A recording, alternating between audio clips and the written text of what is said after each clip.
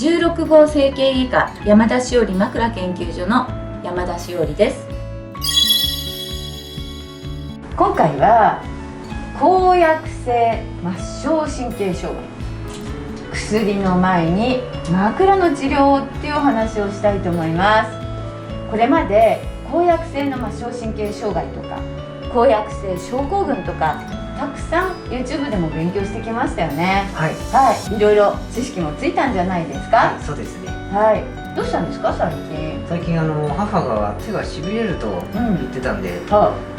れはこの前勉強した手根管症候群じゃないかと思って母に教えてあげたんです。手根管症候群、抗薬性神経障害の4大抗薬性障害の一つである手根管症候群かなって思ったわけですね。手首に起こったんですか。そうですね。それで母に教えてあげたんですけど、それでもしかして手根管症候群かもしれないから病院に行きなさいとか言ったんですか。診察行った方がいいよって教えてあげましたちょっと待ってくださいね。確かに手がしびれるという時に手根管症候群疑いたくなるのはわかるんですが、少しまだ早点かもしれません。そうなんですか。もっといろんな症状の具合を聞いたり、どんな症状がどのような時にどういうふうに起こるか、また他の病気もないかどうかっていうのは鑑別診断と私たち専門家は言いますけれども、一緒に並べて考えていかなければいけないんですね。もちろん症状がひどければ病院に行っていただいて適切な検査をして確定診断がつけばいいことだし、その病気じゃなくて他の病気が見つかることもあるので、病院に行くことは決してやぶさかではないです。ただ、それだけでちょっと手根管は決めつけすぎないようにしましょう。お母様は、夜間夜症状出てたんですか。夜出てますし、朝起きた時もひどいって言ってました。朝ですね。それから肩こり頭痛ないですか。それも起こってますね。肩こりや頭痛もある。このような背中の肩甲骨周囲の肩こりやお痛みなどもおっしゃっていることがありますか。そうですね。そうするとですね、もしかすると首の障害で起こってくるしびれっていうのも考えられるんですね。手根管症候群とか以前に勉強した中部管症候群、肘の障害ですね。こういった神経っていうのは両方とも首から出てる神経なんです。首から出た神経が肘を通ったり手根管を通るとき、拘約締め付けが起こって指先に障害が出るものなので、首が悪くても首と肘や手両方悪くてもどちらでも起こるんですよ。ちょっと難しいところなんですね、そこがね。ですので肩こりや頭痛もお母様があるとすれば、もしかしたら首の障害も考えなければいけません。そこで今日ご紹介したいのがこちらの枕なんですね。枕っていうのは当然頭に当てて首の角度が変わります。首の角度が適切な角度、約15度ぐらいになると神経に対する圧迫や締め付けが、緩和和らぐので、それだけでも症状が良くなることがあるんですね。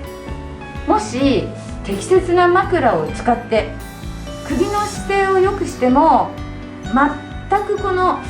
手の障害が取れないとすれば、私は初めてそこで手根管症候群や中部管症候群を疑うわけです。逆に言えば枕を適切に使って改善するようだったら、首の神経障害もしくは単に寝具が合ってないことで起こっている障害っていうのも考え合わせなければなりません。神経障害が起こる原因について改めてちょっと考えてみましょう。それは3つの原因があります。神経、例えばこれ脊髄の神経、末梢神経、このような神経が傷んでしまう3つの原因の第1番目は根本的なこの解剖といって体の作り、構造ですね。例えばですよ、首と腰、どっちが神経の周りに広い余裕があると思いますか？腰ですかね。そうなんです。首と腰を比べると腰の方が神経の入っている空間が広い、首の方が狭いんです。たった1センチぐらいしかないんですよ、首。そのぐらいしか、この 1.2 ミリぐらい、12ミリぐらいしか神経の周りに余裕がないわけですから、その構造的に見てもやっぱり首の方がより神経が障害を受けやすいっていうのがあるわけですね。次に第2番目、病気。例えば変形が起こってくる病気を例に挙げてみると、変形性頚椎症、首でお話しますね。はい、変形性頚椎症という首の病気、これどうなるかというと、こちら解剖をご覧ください。お首を横からこのように見ています。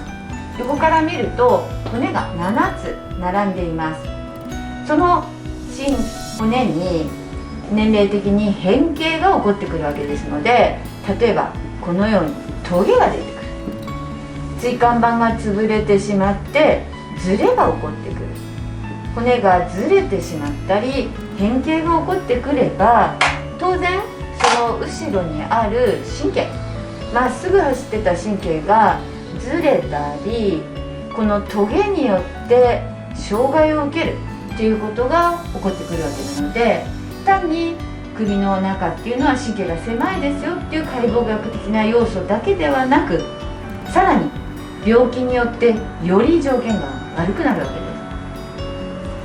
す。最後の3番目、これが姿勢です。こちらに体がまっすぐ良い姿勢の時のモデルを描きました。首の姿勢が悪くなるということはこういうことです。頭が前にして首がぐぐっと曲がってしまう。そうするとこのトゲができて狭くて、それでなくても首の中っていうのは障害が起こりやすいのに、さらにこれがぐぐぐぐっと姿勢が悪くなることで、よりトゲに当たってしまったり神経を締め付けるっていうことが起こるんですよ。体の解剖、病気、姿勢、こういったことが全て神経に障害を起こす原因となります。この中で一番大事なのはどれだと思いますか？やっぱり姿勢ですか？その通りです。なぜなら体の解剖変えられないですよね。病気だって年齢とともに起こってくるのをある程度予防はできますが、完璧に予防することはできません。でも姿勢は自分で気をつければちゃんと良くすることができるから、これが一番大事だしコントロールができるんです。では姿勢という言葉を聞いてどんなイメージ持ちますか？背筋をまっすぐ伸ばして立っているところ。それは日中の姿勢ではないですか？起きているから、覚醒しているからいい姿勢を取ろうってことができますよね。では夜間はどうしますか？夜間は確かに意識して直すことはできないですよね。できないですよね。ということは重要なのは、そうすると寝具が関係しますね。はい、枕やお布団、ベッド、こういった寝具が自分に合ったものに整えることによって、いかようにも姿勢は良くなるし、悪いもの、適切なものを使わなければ姿勢が悪くなります。その中でもこの首にとって一番影響を与える寝具は、はいどうぞ、枕ですよね。枕を適切に整えることで夜間の首の姿勢を良くすることができれば、この3つの原因の中の一番大きな要素を、障害を起こすのを防ぐこと、もしくは軽くすることができるわけです。ですからぜひですね、まず手根管症候群なのか、首の障害なのか、もしくは単に枕が合ってないことで、障害が出ているのかっていうことを確認するためにも、適切な枕を使うっていうことをお母様にお勧めしてみてください。はい、私の外来にも毎日たくさんの手がしびれるという患者様がいらっしゃるんですが、枕を適切に変えることで手のしびれ、腕のしびれ、改善する方も決して少なくはありません。まずは診断が第一。その原因となっている診断を確定したら、一番治療のインフラとなるこの枕、これを一人一人のお体に合わせることから始めましょう。お薬を飲まなくても、注射をしなくても、枕を変えるだけでも良くなる場合、これは枕障害といって、枕が合わないためだけで起こっている場合もあれば、首がどんなに中身が悪い、変形が起こったり病気があったとしても、適切な姿勢を取れることで障害が改善してしまうこともあるんですね。何よりも体に侵襲の少ない、影響を与えないような優しい治療で、体の症状が消えたらこんなにいいことはないわけですので、今回もお母様のように本当の手根管症候群ではなかったということが分かって、とても良かったと思います。適切な診断、そして姿勢を整えるインフラとなる枕、ここから始めてみてはいかがでしょうか。この動画をご覧くださった皆さん、高評価、チャンネル登録お待ちしています。よろしくお願いいたします。